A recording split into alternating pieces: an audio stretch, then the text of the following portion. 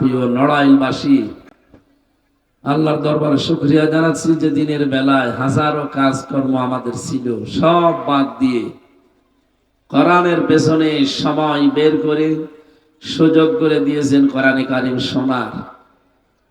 মুসলিম শরীফের 1722 নম্বর হাদিস, আল্লাহ নিজে কোরআন শুনতে ভালোবাসে। কালকে বলবেন বাড়ি যেয়ে।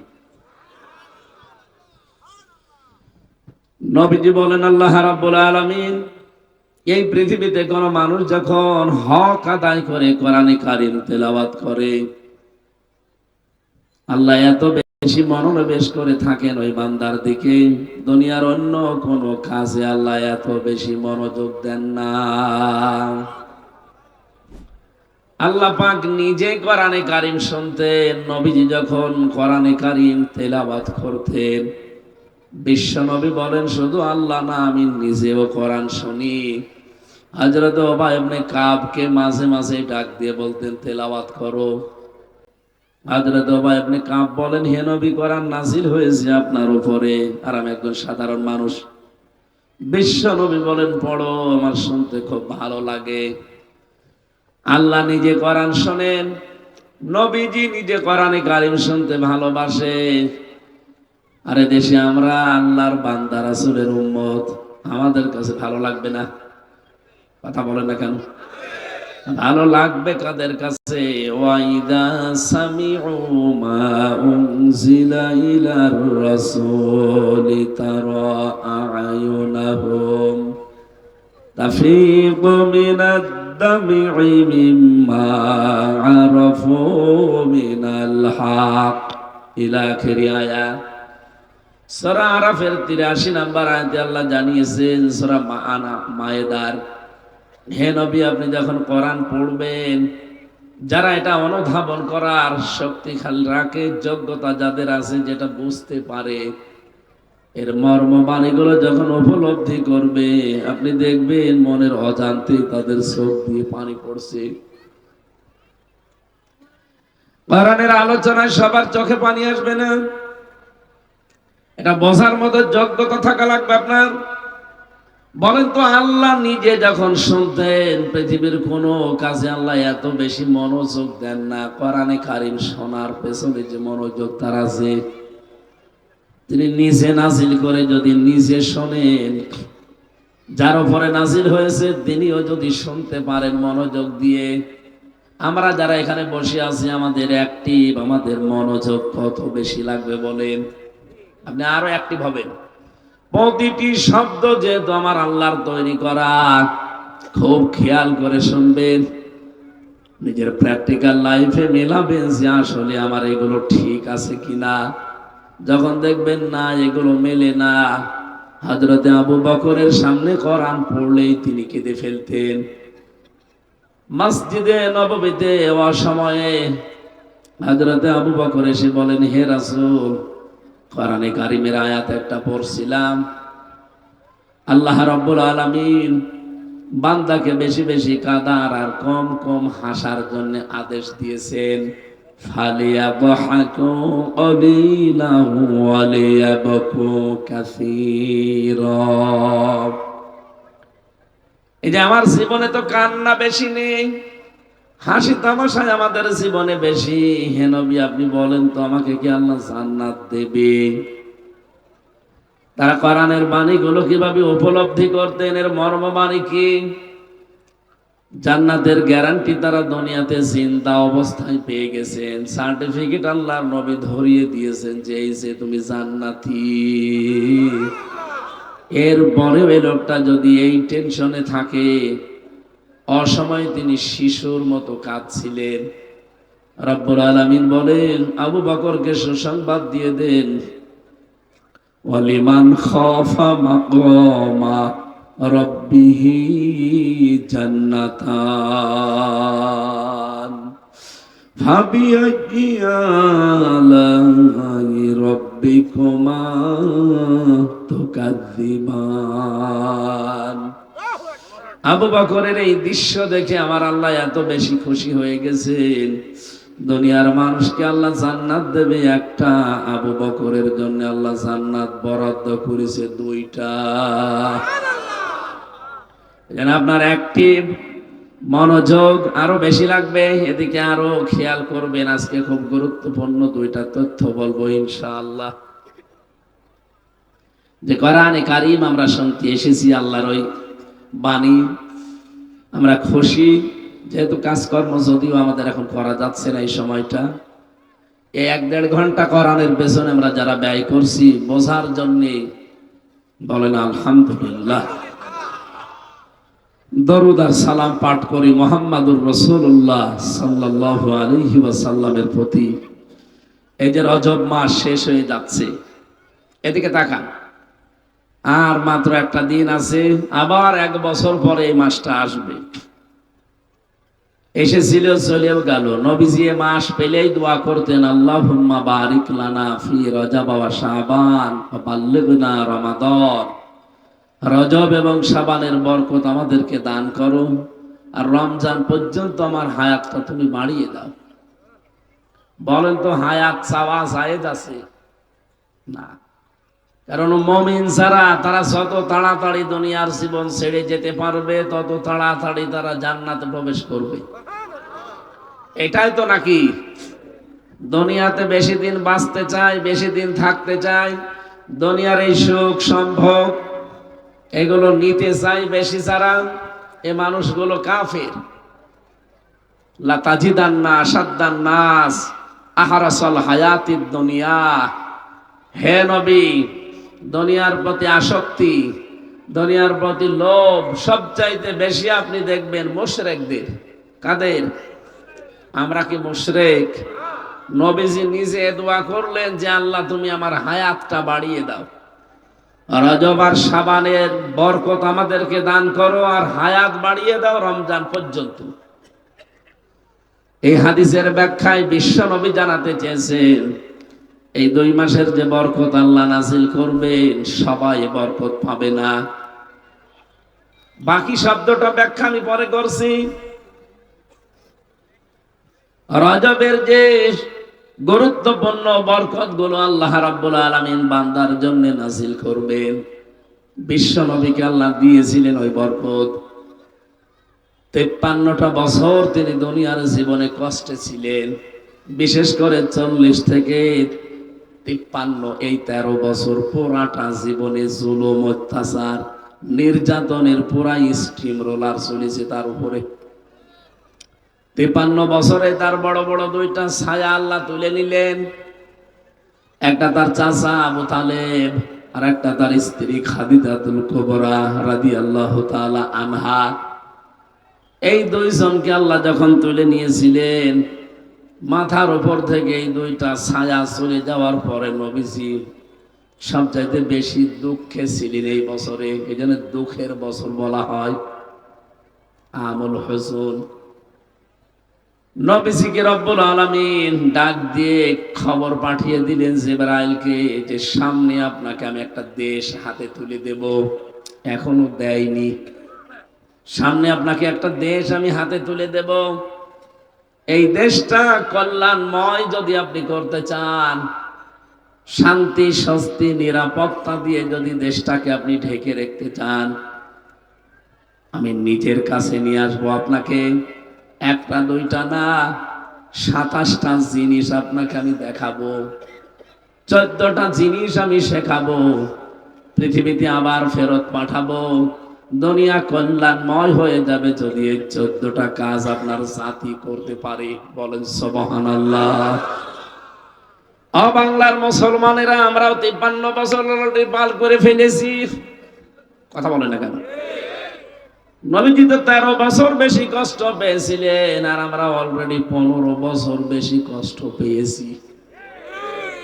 53 বছরে সবচাইতে বেশি কষ্টে ছিলাম এই দেশের মুসলমানেরা। কথা বলেন ঠিক কিনা? তাহলে নবীজির চাইতে অলরেডি 2 বছর বেশি হয়ে গেছে।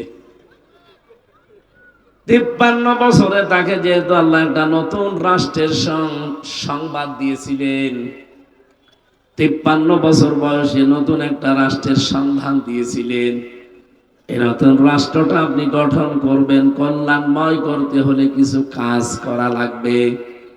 আপনাকে আমি নিজে দেখাবো এই কাজগুলো।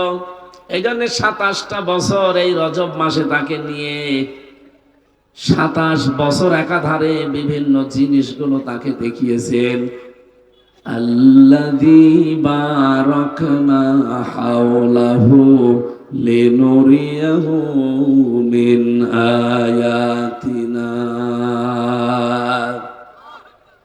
ভালো করে খেয়াল করবেন, আমি কিন্তু গতানুগতিক কথা বলি না। দেখবেন কত ব্রিফলি আছে এই আলোচনাটা। নবীজিকে এই মাসেই তাকে নিয়ে গেলেন, 27 বছরের বিশাল সফর, মাত্র 27টা জিনিস তাকে দেখিয়েছেন। কয়টা বলেন তো? 27টা জিনিস দেখতে 27 বছর লাগে? কি জিনিস দেখলেন তিনি যে এত বছর লাগবে? 2 নম্বরে তাকে আল্লাহ 14টা জিনিস নিজে হাতে কলমে শিখিয়ে দিলেন যে আপনি এবার যান, আপনার যে রাষ্ট্রটা আপনি উপহার পাবেন মদিনা, এই মদিনাকে কল্যাণময় যদি আপনি করতে চান, মদিনার জনগণকে যদি জনসম্পদে পরিণত করতে চান, আপনাকে 14টা কাজ ব্যক্তি, পরিবার আর সমাজ, রাষ্ট্রে মাস্ট বি করা লাগবে। কারণ এগুলো সব আমি আল্লাহর রায়, আমার আইন। বলেন তো এখানে রায় শব্দটা বোঝেন না? রায়, রায় বোঝেন?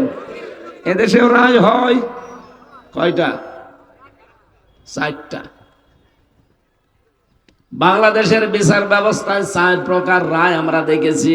নড়াইল জেলা না এটা? এই জেলায় আদালত আছে। আপনি ম্যাজিস্ট্রেট কোর্টে যাবেন, সেখানে একটা রায় হবে। এরপরে যদি বলেন যে না, এর রায় আমি মানি না, আপনার বিরুদ্ধে রাষ্ট্রদ্রোহী মামলা হবে। আপনি এতটুকু বলতে পারবেন যে আমি ন্যায় বিচার পাইনি, আমি একটু ভালো জায়গায় যাব, আরো উপরে যাব। যান, আপনি ম্যাজিস্ট্রেট কোর্ট থেকে যাবেন জজ কোর্টে যান। নড়াইল জজ কোর্ট আছে না? জজ কোর্ট থেকে যদি আপনার বিরুদ্ধে রায় আসে, আপনি কিন্তু বলতে পারবেন না যে আমি মানি না, তাহলে আবার উল্টা মামলা হবে।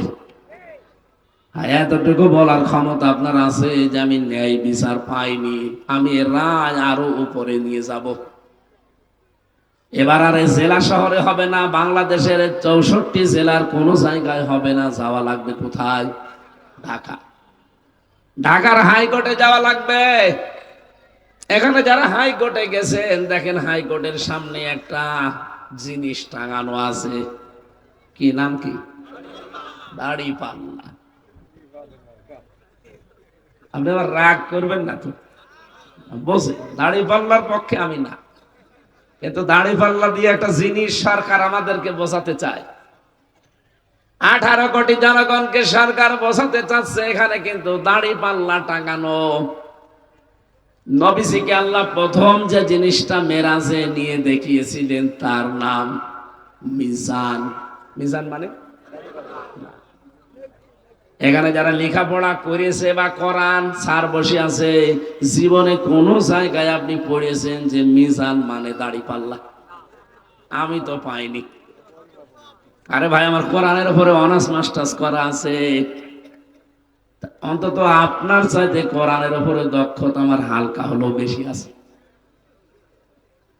কই এতদিন পর্যন্ত কোরআনে কারিম পড়ছি, এর পুরাটার অভিধান আমার তো জানা আছে না। কারেন্ট চলে গেছে, এমন সময় গেল। হ্যাঁ, কথা বলা যাবে না, ভালো করে শুনবেন। আমি 10 মিনিট কথা বললে সেখান থেকে 20টা জিনিস বের করব। ভালো করে শোনেন। আছেন? এদিকে আছেন? মিজান মানে সারা জীবন আমরা শুনছি দাড়িপাল্লা। কই কোন জায়গায় তো আমি পেলাম না। আপনি কোন জায়গায় পেয়েছেন? আপনিও পাননি, শুধু শুনিয়েছেন। বলেন না কেন? বলেন তো কে পেয়েছেন যে মিজান মানে দাড়িপাল্লা? কোন অভিধানে আছে বলেন? বাংলাদেশে যত অভিধান আছে আমি প্রতিটা মিলিয়েছি, কোন জায়গায় পাইনি। মিজান মানে লেখা আছে মানদণ্ড। মিজান মানে ন্যায় বিচারের প্রতীককে মিজান বলে। সরকার ওখানে দাড়িপাল্লা টাঙিয়ে 18 কোটি মানুষকে বোঝাতে চায় সারা দেশের কোন জায়গায় যদি ন্যায় বিচার না পাও, এই জায়গায় পাবা। আমরা তো এই 53 বছর এইটাই পাচ্ছি। সেরকম ন্যায় বিচার চলছিল নাকি? বিশেষ করে 15.5 বছরে তো ন্যায় বিচারের দৈন্তন্যও ছিল না। রায় ছিল জর্জার মুল্লুকদার, এই রায় ছিল।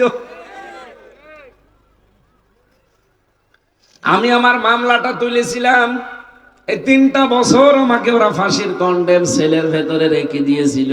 যতবার আমার মামলা তুলেছে ওই একই আদালত বলেছে না, হবে না। অথচ আগস্টের 5 তারিখের পরে শুধু মামলাটা তুলতে দেরি, মামলা দেখে বলছে এর ভেতরে তো কোনো মাল নেই, কি দেখে বিচার করব। শুধু জামিন না, পুরাটা খারিজ করে দিয়েছে। মামলা একজন বাতিল, বলছে পুরা মিথ্যা। আমি নিজের সামনে দাঁড়িয়ে আদালতে বলতেও গেলাম যে একবার যে মাননীয় আদালত, এই মামলাটা তো 3 বছর আপনার কোর্টে ছিল, তখন তো বললেন না যে কোনো মাল নেই, আর এখন হঠাৎ করে বলছেন এই কথা। এটাই বলতো আমার যে হুজুর আমার কিছু করার ছিল না, আমার হাত বাঁধা ছিল। এটা বলেন না কেন? আমার হাত বাঁধা ছিল, এই জন্য কিছু করতে পারি নাই। এখন আমার হাত খোলা আছে, আমি এখন ন্যায় বিচার অন্তত করতে পারছি। এটা আমি আগেই সেই 3 দিনের ভেতরে যখন আমার কোর্টে উঠেছিল মামলাটা, ওই সময় আমি খারিজ করে দিতে পারতাম, কিন্তু আমি আর চেয়ারে থাকতে পারতাম না। আপনি আজকে আওয়ামী লীগের প্রেসিডিয়াম একজন সাবেক সদস্য, আমি নাম নিলাম না, দেখেন একটা পুরা স্ট্যাটাস লিখেছে প্রায় 20 লাইন। আমি বহুবার এই শেখের বেটিকে বহুবার চেষ্টা করেছিলাম সংশোধনের, কিন্তু না, এ মহিলার সংশোধন হওয়ার মতো মানুষ না, ওরে আল্লাহ বাঁকা করে বানিয়েছে। মেয়েদেরকে আল্লাহ এমনি বাঁকা করে বানিয়েছে, তো ওর ডবল বাঁকা। কতবার আমি ওই প্রেসিডিয়াম সদস্য থাকাকালীন সংশোধন করার জন্য ইঙ্গিত দিয়েছি, মানে তো নাই। ওই সময় যদি আমি শক্ত করে বলতাম, আমি হয়তো মাটির নিচে থাকতাম। এখন যেহেতু আর কোনো সম্ভাবনা নেই, ও দল ঘুরে আসবে, এই সম্ভাবনাও শেষ হয়ে গেছে। এখন যদি এদেশের জনগণ বলেও আসেন, ওরা যা করেছে 15.5 বছর, কোন মুখ নিয়ে জাতির সামনে দাঁড়াবে? প্রেসিডিয়াম সদস্য একজন সাবেক, এই যে আপনি আজকে খোলেন, পুরাটা লিখেছে উনি নিজে, 20 লাইনে উনি 20টা তথ্য দিয়েছে। আমি খুব মনোযোগ সহকারে বসে বসে পুরাটা পড়েছি, তাও 2-3 বার করি। আমার ভাইয়ের, আমি যে কথা বলতে চাই, এই দেশে 1628টা চেয়ার আছে এখন, এই চেয়ার না, যিনি পালিয়ে গেছে তার থেকে শুরু করে আপনাদের যে ওসি সাহেব এসেছে, ওসির চেয়ার 1628টা, আপনি হিসাব করে দেখবেন। শুধু একজনের হাত খোলা ছিল, বাকি 1627টা চেয়ারে সব হাত বাঁধা ছিল। বাইরে বাইরে যা শুনতেন, যা বলতো, সব আন্দাজে, আসল কথা ওনার। এই যে কাওয়া কাকু মাঝে মাঝে কা কা করতো, এমনি, ওর কোনো বেল বেরেক নেই। হাসাও মাহমুদ চট্টগ্রামের যুবক, তো কোনো বেল বেরেক নেই। আসল কথা, ফাইনাল কথা ওনার, যিনি পালিয়েছেন, ওনার এই একটা হাত শুধু খোলা ছিল মন মতো, বাকি সব হাত ছিল বাঁধা। বিচারপতির হাত শুধু খুলে দিতে দেরি। দেখেন তো, উনি নিজেও জানতো। 3 বছর আগে আমার যখন 21 সালের প্রথমে জেলে নিয়ে যান, তখনই উনি আমার চাচাকে বলেছিলেন যে আমি জানি এর কোনো ভিত্তি নেই, কিন্তু আমার কিছু করার নেই। বারবার বলতেন যে আমার বেঞ্চে আপনারা মামলা দেবেন না, আমার বিবেকে বাধা দেয়, অন্য বেঞ্চে নিয়ে যান। কিন্তু আমার পরিবার এবং আমার যে দল, তারা জানতো যে এই লোকটা একটু ন্যায় বিচার হালকা পাতলা করে। তারপরেও তিনি পারেননি। শেষ পর্যন্ত এই যে 5 তারিখের পরে তিনি পুরাটা খারিজ করে দিলেন, নিঃশ্বাস নিলেন একটা। আমরাও চাই দেশে কোনো মানুষের হাত আর বাধা থাকবে না, সবার হাত থাকবে আবু সাইদের মতো খোলা। চার হাত খোলা দেখি।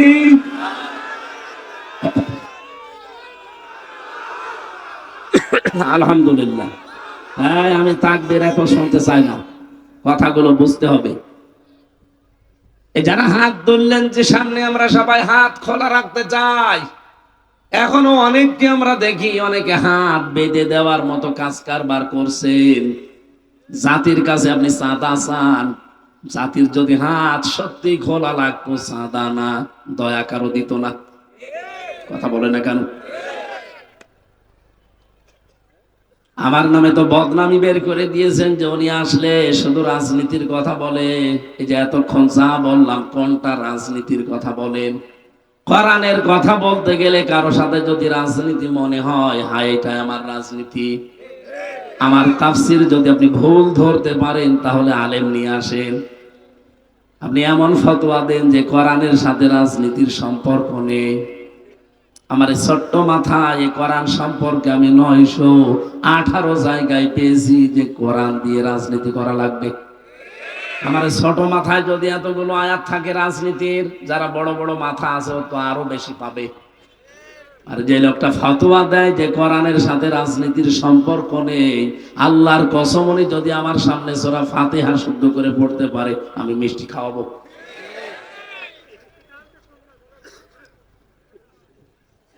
কোরআনে কারিমের যে আয়াতটা পড়েছিলাম, আল্লাহ বারবার চ্যালেঞ্জ দিয়েছেন এবং কড়া ভাষা দিয়েছেন, আলা তাকফু মা লাইসা লাকা বিহি ইলম, যে বিষয়ে জ্ঞান নেই মুখ খুলবা না। আর বাংলাদেশে আমরা দেখি যেটা জানে না ওটা বেশি করে বলে। এই কথা বলছে না কেন? যে লোকটা কোরআন মানে কি তা জানে না। কোরআন মানে কি কি জানেন? কোরআন মানে বহুল পঠিত পাঠ্য, এতটুকু শব্দ যে লোকটার জানা নেই কোরআন মানে, সে যদি বলে কোরআনের সাথে রাজনীতির সম্পর্ক নেই, আরে ভাই আমি রাজনীতি করি এই জন্যই আমি যেন আখেরাতে ধরা না খাই। এই বাংলাদেশে যাদের কর্মজীবন আলাদা আছে, রাজনীতিকে যারা ইবাদত মনে করে, তাদের দ্বারা কোনোদিন দুর্নীতি হওয়ার সম্ভাবনা নেই। আর যাদের কোনো কর্মজীবন নেই, রাজনীতিটাই তাদের কর্মজীবন, ওরা শুধু চেয়ার পেতে দেরি, দুর্নীতি করতে দেরি করবে না। আপনি কি রাগ করলেন? এদেশের অবস্থা তো এটাই। যাদের কর্মজীবন নেই, যারা এই রাজনীতিকেই কর্ম বানিয়েছে, কয়েকদিন পরে দেখবেন আঙ্গুল ফুলে কলা গাছ হয়ে যাবে। এটা জাতি 53 বছরে বুঝে ফেলেছে। এই জন্যই জাতি এখন চাচ্ছে যাদের কর্মজীবন আলাদা আছে, আরে মানুষগুলো যারা রাজনীতিকে ইবাদত মনে করে, এরা যদি সামনে চেয়ার পায়, কোনোদিনে দেশে আর সাদাবাজি হবে না। আমির জামাত ডাক্তার শফিকুর রহমান হাফিজাহুল্লাহ যত কথা আজ পর্যন্ত বলেছেন, এই কথাটা সবচাইতে বেশি গুরুত্ব দিয়ে উনি বলেছেন, এদেশে যদি ইসলাম আসে, প্রথম দিনে দেশ থেকে সাদাবাজি ঝাঁটিয়ে বিদায় করা হবে। মানুষ এমনি মানুষ বদনাম দেয় যে হাত বদল হয়েছে, সাদাবাজি করার আগে এই হাত করতো, এখন এই হাত করে। কেন এই কথা বলবে মানুষ? 5 তারিখের পর থেকে যারা এগুলো করছেন, নির্যাতিত, অত্যাচারিত, জুলুমের শিকার শুধু আপনি নিজেই হয়েছেন। কেন আমি জুলুমের শিকার ছিলাম না? আমার বাবার কাছ থেকে ওরা 32টা লাখ টাকা নিল এই 3 বছরে। আমি আকিজ গ্রুপে ছিলাম, সেখান থেকে 32 লাখ টাকা নিয়েছে। আপনার চাইতে তো 3 বছরই বেশি আমি অত্যাচারিত হয়েছি। ওরা আমার জেলের ভেতরে যদি রাখতো তো কয়দিন রাখতে পারতো, অসুবিধা ছিল না। রেখেছে আমার ফাঁসির কন্ডেম সেলের ভেতরে 24 ঘন্টা তালা লাগানো, সিসি ক্যামেরা দিয়ে রেখেছে, আমি যেন কারোর সাথে দেখাও না করি। কয় আমি তো 5 তারিখের পর থেকে ওই টাকাগুলো কালেকশন করতে পারতাম না, যে যারা যারা আমার টাকা নিয়েছে ও ক্ষমতা আল্লাহ আমাকে অলরেডি দিয়ে দিয়েছিল, একটা লোককেও আমি মাফ করতাম না। সব টাকা আমি সাদাবাজি না, আমার আসল টাকা আমি তুলে নিতাম। বগুড়াতে একটা লোক আমার গাড়ি আটকিয়েছিল, আমাকে তো তাড়া দিয়েছে, ধরতে পারে নাই, গাড়ি আটক করে 1,13,000 টাকা নিয়েছে আমার যারা দায়িত্ব ছিল তাদের কাছে। গাড়িটা পরে ছেড়ে দিয়েছে। 5 তারিখের পরে ওই ওসির চাকরি চলে গেছে। বিভাগীয় মামলা হওয়ার পরে, যেহেতু একেবারে খোদ ছাত্রলীগের থেকে এসেছিল, এই জন্য সরকার আসতে দেরি, ওর মাজা কেটে দিতে দেরি করেনি। কয়েকদিন আগে আমি ছিলাম সিরাজগঞ্জ, গোল চত্বরে বসে আছি, কোথা থেকে যেন খবর পেয়েছে, ওনার এক বন্ধু এক ওসি আছে, তার সাথে লাইন করে এসে আমারে বলছে, হুজুর আসসালামু আলাইকুম, কে আপনি? বলছে আমি সেই ওসি আবুল কালাম আজাদ। না, এদিকে আসে, আপনারই তো খুঁজছি। কোথায় আপনি এখন? আমার সব চলে গেছে। চলে তো গেছে, কেন এসেছেন এখানে? মাফ করে দিন। কিসের মাফ? মাফ আপনাকে আমি করতে পারি, আগে আমার ওই টাকা ফেরত দিন। আপনাকে তো আমি মাফ করে দিলাম, আমার অসুবিধা নেই। আপনি ধানের ক্ষেতের ভেতর দিয়ে আমারে তাড়া দিয়েছিলেন, সেটা আমি মাফ করে দিলাম। আমি আপনাকে কোরআনের কথা বলতে গিয়েছিলাম বগুড়াতে, আপনি বলতে দেননি, মাফ করে দিলাম। কিন্তু আমার গাড়িটার সব ওকে ছিল, গাড়ি আটক করে আপনি 1,13,000 টাকা নিয়েছেন, টাকাগুলো ফেরত দেন। এরপরে আস্তাগফিরুল্লাহ বলছে টাকা নেই। না, তাহলে মাফ নেই। 7 দিন সময় দিলাম, টাকাটা যদি দিয়ে দেন আপনি মনে করবেন আপনার মাফ হয়ে গেছে। 1,00,000 টাকা ফেরত দিয়েছে আর বলছে 13,000 টাকা মিষ্টি খাওয়ার জন্য মাফ। ঠিক আছে, বাংলাদেশে মনে হয় এই প্রথম যে ওসি কাউকে টাকা ফেরত দেয়।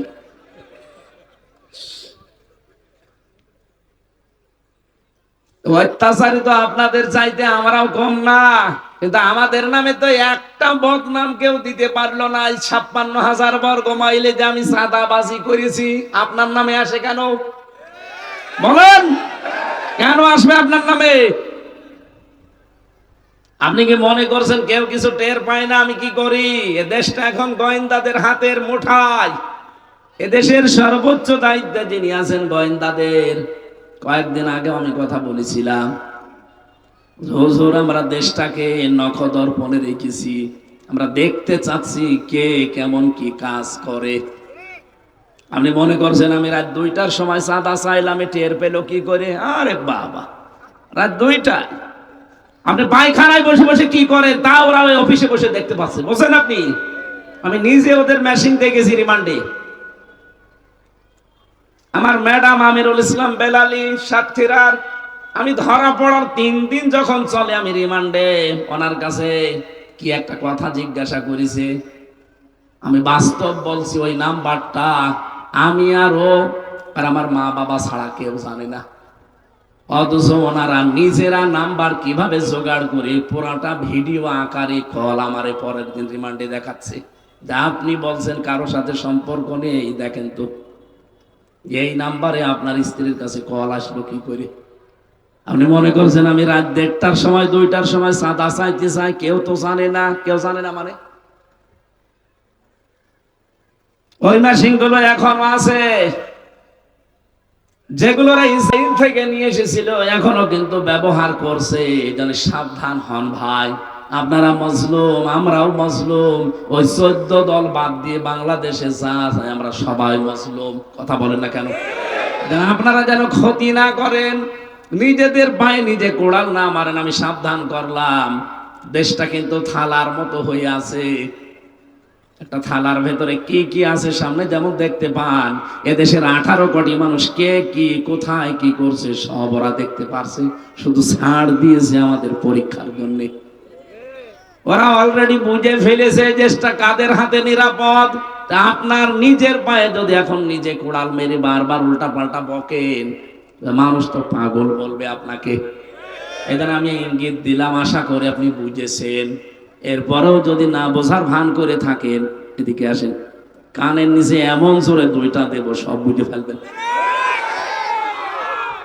হুজুর আমি কিছু বুঝি না, এদিকে আসেন আপনাকে বোঝাচ্ছি। আসেন, আমার মেন কথা বলছি এবার। বিশ্বনবীকে আল্লাহ মিজান দেখালেন। মিজান মানে মানদণ্ড, মিজান মানে আরো জোরে বলেন। এখানে আমার মনে হয় সবাই এক বাক্যে এই কথা বলবে, মিজান মানে দাড়ি পাল্লা। কিয়ামতের দিন আল্লাহ দাড়ি পাল্লায় আমাদেরকে ওজন দেবেন, আমাদের আমল, বদ আমল আর নেক আমল।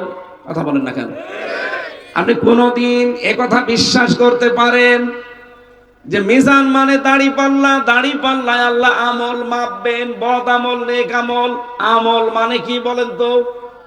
কাজ। আমল মানে, এখানে কোন পাগলকে বিশ্বাস করাতে পারবেন যে দাড়ি পাল্লার একটা পাল্লায় 5 কেজি কাজ তুলে দিলাম, এদিকে 5 কেজি কাজ, এদিকে 5 কেজি কাজ, এটা কেউ বিশ্বাস করে? আর দাড়ি পাল্লা দিয়ে কি কাজ কেউ মাপে? বলেন কোন কারণে আপনি এই বিশ্বাসে আছেন বলেন? পৃথিবীর প্রতিটি জিনিস পরিমাপ করার জন্য আলাদা আলাদা যন্ত্র পাবেন। এই যে সামিয়ানাটা যদি এখন আপনাকে আমি মাপ দিতে বলি, এটা কি দাড়ি পাল্লায় তুলে দেবেন? এটার জন্য আলাদা একটা মাপের যন্ত্র আছে, তার নাম ফিতা, গজ। এই কথা বলেন না কেন? এই যে পানি দিয়েছে আমাকে খাবার জন্য, এই পানির বোতল যদি আপনাকে বলে এটা মেপে দেন তো ফিতা দিয়ে মাপবেন? এটার জন্য সিসি আছে, লিটার আছে। এই কথা বলছেন না কেন? পৃথিবীর প্রতিটি জিনিস মাপ করার যন্ত্র আছে না নেই? আরো জোরে। কাজ মানে আমল, কাজ যে আল্লাহ মাপবে কিয়ামতের দিন, এটা মাপের জন্য আলাদা একটা যন্ত্র নেই? দাড়ি পাল্লা, দাড়ি পাল্লায় কেউ কাজ মাপে? কাজ মাপার জন্য একটা আলাদা যন্ত্র আছে।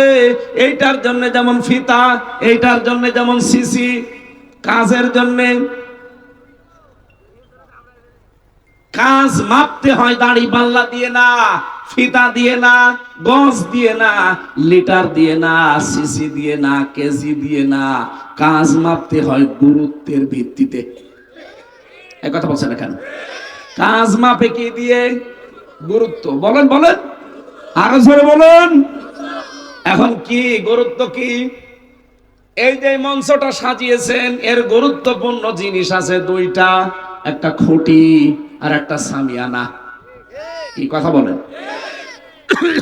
গুরুত্বপূর্ণ এই দুইটা জিনিস না থাকলে কেউ মঞ্চ বলবে?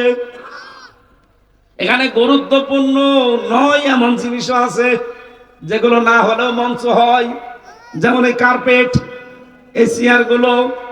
এই কথা বলা লাগবে। আপনি কি বোঝেন নাকি বলেন? আমার ভাইরা, আমি গুরুত্বপূর্ণ বিষয়গুলো আপনার সামনে তুলে ধরতে চাচ্ছি। এবার কিয়ামতের দিন আল্লাহ কিন্তু মাপ দেবেন আপনার আমল মানে কাজ। কাজ মাপতে হয় যেহেতু গুরুত্বের ভিত্তিতে। এই কোরআনে কারিমে আল্লাহ 500টা বিধান দিয়েছেন শরীয়তের গুরুত্বপূর্ণ যেগুলো, আর প্রতিটা বিধানের ভেতরেই দেখবেন কিছু না কিছু ফরজ আছে। কি এর ভেতরে নামাজ আছে না? আরো জোরে বলেন। নামাজ কি ফরজ? বলেন। এই নামাজ ফরজ, এই ফরজের ভেতরে আরো ফরজ আছে কয়টা? 13টা। বলেন বলেন। নামাজ যে ফরজ, এই ফরজ নামাজের ভেতরে আবার ফরজ আছে কয়টা? এ 13টা ফরজের 12টা আদায় করলেন, একটা করেননি, সওয়াব হবে কয়টা? একটাও হবে না, 0, 0। এখন যদি বলেন না 13টার 12টা আদায় করলাম, একটা করি না, অন্তত 2-3টা সওয়াব দেন, হবে? এটা বুঝেছেন? বলেন। এর ভেতরে শরীয়তের বিধান কয়টা? 500। বলেন আরো জোরে, আরো জোরে বলেন। 500র ভেতরে 499টা আপনি মানেন, আপনি আমল করেন, কিন্তু একটা করেন না, আরো বিরোধিতা করেন। কিয়ামতের দিন আল্লাহ যখন আপনার সওয়াব মাপ দেবে, গুরুত্বের ভিত্তিতে যেহেতু মাফ হবে, 13টা ফরজের 12টা আদায় করে একটা আদায় না করলে পুরাটা যেমন বাদ। 500 ফরজের 499টা আদায় করেছেন, একটা করেননি, কিয়ামতের দিন আপনাকে আল্লাহ 0, 0 দেবে। এত সহজ বলার পরও যদি কেউ না বোঝার ভান করে থাকেন, আমার আর কিছু করার নেই। তাহলে আপনাকে গুরুত্বের ভিত্তিতে এখন কাজ করা লাগবে। আরে আপনার মেসাক আগে না, আপনার দস্তরখানা বিছিয়ে খাবার খাওয়া আগে না, পৃথিবীর প্রথম কাজ প্রতিটি নবীকে আল্লাহ যেটা আদেশ দিয়েছেন সেটা হচ্ছে আনাকিমুদ্দিন, দিন কায়েম করা।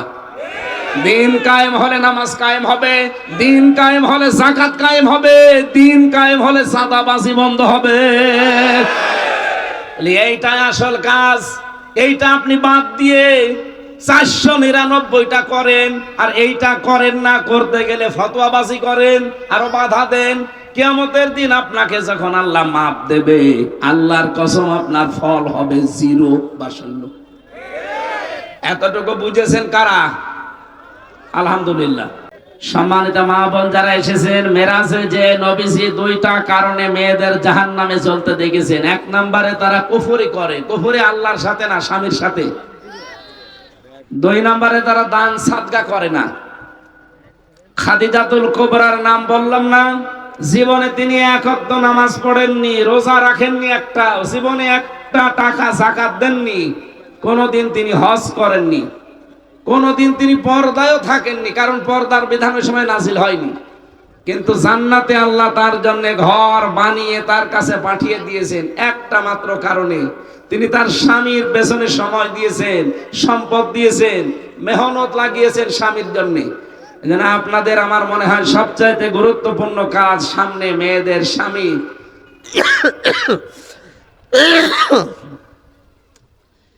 তার হুকুম মতো চলা, বিশেষ করে জায়েজ হুকুমগুলো মানা এবং তাকে দ্বীনের পথে চলার জন্য উদ্বুদ্ধ করা। আতুইনু আলা দীনি যাওজাতিহা, ওই মহিলাকে আল্লাহ জান্নাতুল ফেরদাউস দান করবেন যে মহিলা তার স্বামীকে দ্বীনের পথে চলার জন্য, মানবতার পক্ষে কাজ করার জন্য পেছন থেকে সাপোর্ট দেয়। আল্লাহ মেয়েদেরকে এইভাবে কবুল করেন, বলেন আমিন। মানিত্তাবাল হুদা বিগাইরিল কুরআন আদাল্লাহুল্লাহ, তিরমিজি শরীফের হাদিস। বিশ্বনবী বলেন, কোরআন যেখানে নেই এখানে যাবে না কেউ। কেউ যদি যায় কোনো জায়গায় যেখানে কোরআন ছিল না, তার নিয়ত যতই ভালো থাক যে আমি তো ভালোই আছি আর আমি ভালো হওয়ার নিয়তে যাচ্ছি, কিন্তু কোরআন যেখানে নেই এরকম জায়গায় কেউ যদি যায়, আল্লাহ নিজে দায়িত্ব নিয়ে তাকে গোমরা বানিয়ে দেয়। শব্দটা খেয়াল করেন, আদাল্লাহুল্লাহ। আদাল্লাহ ইউদিল্লু বাবে ইফআল থেকে এসেছে। যদি নবী দল্লা শব্দ দিতেন, দল্লা ইয়াদিল্লু, সোলাসে মুজাররদ থেকে আসলে বাংলা অর্থ আসতো আপনি নিজেই নিজেকে খারাপ বানিয়ে ফেলেছেন, পথ ভ্রান্ত হয়ে গেছেন, নিজেই নিজেকে গোমরা বানিয়ে ফেলেছেন। যদি দল্লা শব্দ নবী দিত, আদাল্লাহ দিয়েছেন, বাবে ইফআল থেকে আসার কারণে বাংলা অর্থ দাঁড়িয়েছে আপনার নিয়ত হয়তো ভালো ছিল, কিন্তু কোরআনে কারীম সেখানে ছিল না। এই জন্য আল্লাহ নিজে দায়িত্ব নেয়, তখন আপনাকে আরো খারাপ বানিয়ে দেবে। আপনি টের পাচ্ছেন কি বললাম? সুতরাং কোরআন যেখানে নেই ওখানে যদি কেউ ভালো হওয়ার নিয়তেও চায়, ওখানে খারাপ বানিয়ে দেবে কে? আর আপনি আজকের এই অনুষ্ঠান চালিয়েই দিয়েছেন যে এটা আমাদের না। এখানে কোরআন ছাড়া কোরআনের বাইরে কথা কে বলেছেন দেখি, হাত তোলেন তো। যারা আলোচনা করেছেন কোরআনের বাইরে নিজের বাবার কথা বলেছে কেউ? বলেন। আমি তো সভাপতির কথা 2-1 মিনিট শুনলাম, কই কোরআনের বাইরে ওনার বাপ দাদার কিচ্ছা কাহিনী বলেছে উনি 2 মিনিটে? আমরা কোরআনে কারীম থেকে বলার জন্য বসেছি। যারা এগুলো করেছে তারা ভুল করেছে, ভুল করলে তার ক্ষমা আছে, ফিরে আসার সুযোগ আছে। কিন্তু কোনো মানুষ যদি বিদ্রোহ করে তার জন্য কিন্তু ক্ষমা নেই। শয়তান ভুল করেছিল না বিদ্রোহ? বলেন বলেন। আমাদের আদি পিতা হযরতে আদম ভুল করেছিলেন না বিদ্রোহ করেছিলেন? ভুল করেছিলেন। এজন্য আপনি যদি আদমের সন্তান দাবি করেন, আপনি ভুল করলে ফিরে আসবেন, রব্বানা যালামনা আনফুসানা ওয়া ইল্লাম তাগফির লানা ওয়া তারহামনা লানাকুনান্না মিনাল খাসিরিন। আর যদি আপনি বিদ্রোহী হয়ে যান শয়তানের মতো, আপনার জীবনে তওবার দরজাও বন্ধ হয়ে যাবে। কথা বোঝেন আমার? আশা করছি আমি ইঙ্গিত দিলাম আপনি বুঝে ফেলেছেন।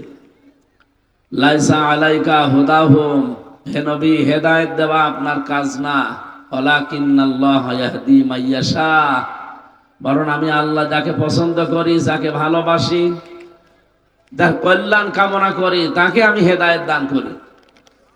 এই জন্য আমি তো আর হাতে করে নিয়ে আসি না যে আপনাকে দিয়ে দেব। এটা আল্লাহর হাতে, আল্লাহ কাউকে দেয়নি। ইন্নামা আনতা মুযাক্কির লাস্তা আলাইহিম বিমুসাইতির।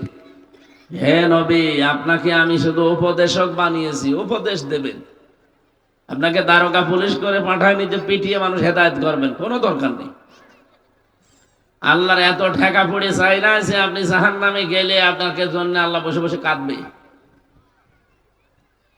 সুতরাং আমাদের কাজ উপদেশ দেওয়া, আমরা চেষ্টা চালিয়ে যাব জীবনের শেষ দিন পর্যন্ত। ওয়াবুদ রাব্বাকা হাত্তা ইয়াতিয়াকাল ইয়াকিন, ওই দিন পর্যন্ত ইবাদত চালিয়ে যাও যতদিন তোমার মরণ না আসে। আমরা চেষ্টা চালিয়ে যাব, আপনি সাড়া দিলেও ভালো, না দিলেও আমাদের ক্ষতি নেই, আমাদের বেতন আছে আলাদা। জীবনের শেষ দিন মানে কিয়ামতের দিন আল্লাহ আমাদেরকে ঠিক তার বেতন দিয়ে দেবেন, এই আশায় আমরা আছি। নিজের কপালে অনেকে যারা এই উল্টা পাল্টা কোরআনের পেছনে কথা বলে আগুন লাগিয়েছেন, আশা করছি তারা আদমের মতো ফিরে আসবেন। আর যদি আপনার কপাল শয়তানের মতো হয়, এ কথা শুনলে আপনার শরীরে আলো আগুন লাগবে।